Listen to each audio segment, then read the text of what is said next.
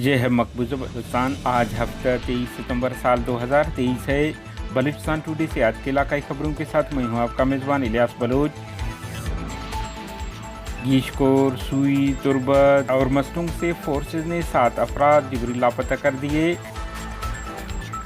بلوچ جبری لاپتہ افراد کی بازیابی کے لیے قائم احتجاجی کیمپ کو کوئٹہ میں 5177 دن مکمل ہو گئے۔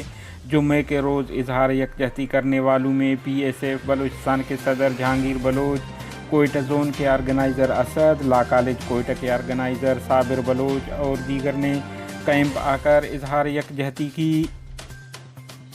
کیچ مسلح افراد نے موبائل ٹاور کو ناکارہ کر دیا۔ آواران اور کیچ میں پاکستانی فوج پر حملوں کی ذمہ داری قبول کرتے ہیں بی ایل اے۔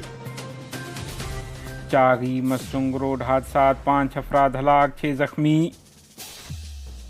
آواران گیشکور سنڈم سے پاکستانی فورسز نے سجاد ولد گنج بخش، عظیم ولد داد محمد اور حضور بخش ولد میار کو چھاپے دوران حراست میں لے کر جبری لاپتہ کر دیا ہے۔ ڈیرہ بگٹی ڈاکٹر جاموک ولد وشو بگٹی نامی ڈاکٹر کو سوئی کے تحصیل بازار سے ان کے کلینک سے خفیہ اداروں اور ایف سی کے اہلکاروں نے اغوا کے بعد لاپتہ کر دیا ہے۔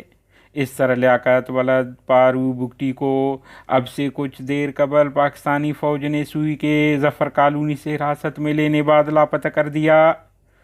بلوچستان کے علاقہ مستونگ سے پاکستانی فورسز نے ایک شخص کو حراست میں لے کر لاپتہ کر دیا۔ لاپتہ ہونے والے نوجوان کی شناخت طالب علم ملک جنید ولد بابو عرب سکنہ رودینی مستونگ سے ہوئی ہے۔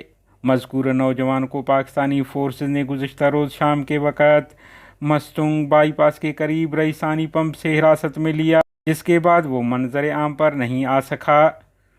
دریاسنا کیچ تربت میری کلات سے فورسز نے آسمی نامی نوجوان کو 20 ستمبر 2023 کو حراست میں لینے بعد جبری لاپتہ کر دیا ہے۔ بلوچ لبریشن آرمی کے ترجمان جیند بلوچ نے جاری بیان میں کہا ہے کہ سرمچارو نے آواران کے علاقہ جھاؤ بدرنگ میں قابض پاکستانی فوج کے ایک کیمپ کو نشانہ بنایا۔ انہوں نے کہا ہے کہ سرمچارو نے سنائپر سے ایک اہلکار کو ہلاک کرنے کے بعد راکٹ اور دیگر ہتھیاروں کا استعمال کیا، جس میں مزید 2 اہلکار زخمی ہو گئے۔ انہوں نے کہا ہے کہ گزشتہ روز مغرب کے وقت بلوچ لبریشن آرمی کے سرمچارو نے ایک اور حملے میں کیچ کے علاقہ گورکوپ میں قابض پاکستانی فوج کے کیمپ کو نشانہ بنایا۔ دشمن فوج کے کیمپ پر گرنیڈ لانچر سے متعدد گولے داغے، جس میں 2 اہلکار زخمی ہو گئے۔ کیچ تمپ محلہ میر آباد میں نامعلوم مسلح افراد نے رات گئے موبائل ٹاور کو فائرنگ کر کے ناکارہ کر دیا، بعد ازاں اس کی مشینری کو آگ لگا دی۔